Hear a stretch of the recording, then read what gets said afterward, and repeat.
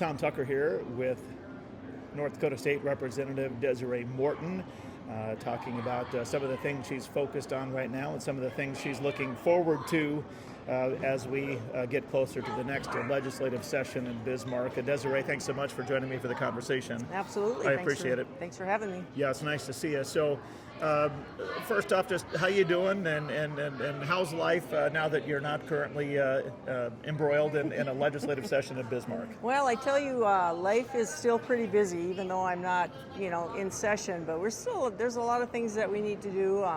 Get some bills drafted for the upcoming session, and meet with different groups of people that want to have you come and see what they're all about. And so it's pretty busy, even without being in session. Okay. You have shared with me that you are working on a piece of legislation aimed at specifically removing private schools in North Dakota from being controlled and regulated by the state. Yep. Talk about that one a little bit, if you would. Yeah, I'm excited about that. Actually, my co-legislator, Jim Casper, had a bill written up for last session and never was able to introduce it. So I just got in contact with him. He gave me the information, and so then I just sent it in this morning to one of the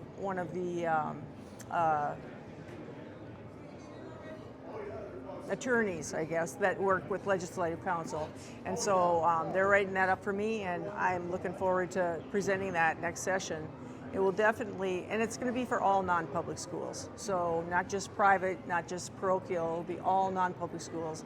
And because I want to introduce also a micro schools bill for next session again, it would cover that as well. So I just think that it's as poorly as our public schools are doing with educating our children, I don't see that it's really that important for the DPI to have control over the non-public schools that are doing much better. For those who aren't entirely familiar right now with the amount of influence and control that the state has over non-public schools in North Dakota, can you kind of describe for us what that relationship is like currently? Well, I think basically they lay down the law as far as what you have to teach, what kind of teachers you have to have. You have to have teachers that are certified by the state of North Dakota, which I don't really feel that that's necessary for a lot of different subjects. If you want to have a teacher that is proficient in biology, that's his livelihood, and he wants to come and teach biology, that's a far better teacher than someone who's just gone through the college way of getting accredited. So, I mean, I just feel like there's a lot of more options that will be open to non-public schools to be able to instruct their children in a way that they feel is best. What are your thoughts with regard to maybe the type of opposition you might find to this type of legislation?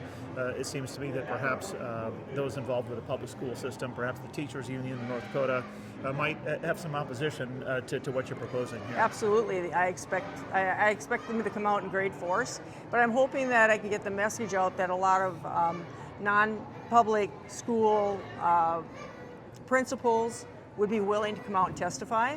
And I just feel like we have the options for non-public schools. It's just so much better. Kids do so much better.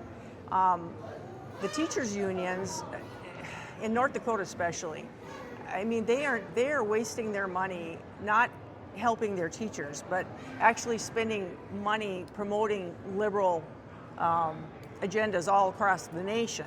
And so I just think they have their hands in the wrong things, and they are not doing our children a service at all.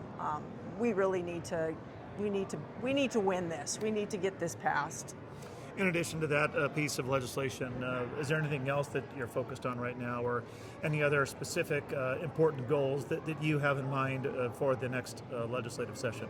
I actually have another bill that I'm going to be bringing that is going to get the needle exchange program out of our code. Right now we have this needle exchange program that is it's in all the cities, I think, in North Dakota are actually doing it, and it's just giving free needles to drug addicts and glass pipes and other paraphernalia. And the taxpayer, right now, the opioid money is paying for that. We had won an opioid lawsuit, so we receive money to do it was supposed to be for treatment program. Well, needle exchange and handing out methadone and handing out glass pipes to me is not drug treatment. You're enabling drug addicts, and so I want this out of code. I think we just don't need it. It's bad, and we're finding all over the United States that it's not helping. According to some of the analyses that I've seen with regard to your voting record during your first term, according to one of the studies that I've seen, you are acknowledged to be or described as one of the most conservative, or the most conservative lawmaker in the state of North Dakota. Your thoughts about that distinction and what that means to you, and maybe what it's been like for you to be identified as such or labeled as such. Well, I wear that as a badge of honor. I'm proud of that, but I have a lot of good legislators that are really close. I mean, in fact, the 3 or 4 most conservative were all women. And so I think that is just a really cool thing. And I don't know that I've really gotten any notoriety from it, really. I mean, it's not, but I know the Chamber of Commerce, which tends to be on the total opposite side of my conservative views, I failed on their, I failed them. So most of their bills I did not vote for.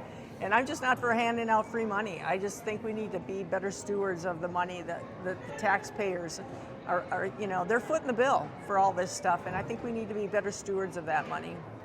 Anything else you'd like to say in closing? No, I'm thanks for doing this, and hey, vote conservative. All right. Again, we've been speaking with Desiree Morton. She's a state representative for District 46 in Fargo. Representative Morton, thanks again for the time. We appreciate it, and wish you all the best moving forward. Thank you, Tom. Appreciate it. My pleasure. Thanks for watching.